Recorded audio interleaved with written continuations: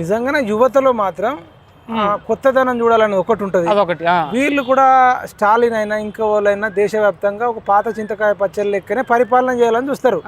అంటే ఒక విద్య ఇద్దాం, ఒక వైద్యం ఇద్దాం, ఒక భద్రత ఇద్దాం, న్యాయం ఇద్దాం, మంచిగా సుపరిపాలన చేద్దాం అనుకోరు కుటుంబ పార్టీలు ఇవన్నీ.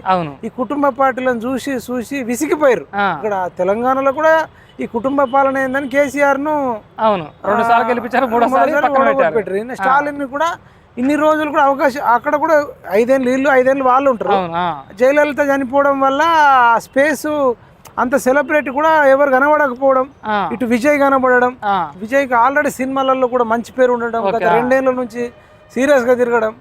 మళ్ళీ విజయానికాల ఒక స్త్రీ ఉంది, ఆ స్త్రీ బాగా తెలివైంది, ఆమె హీరోయిన్.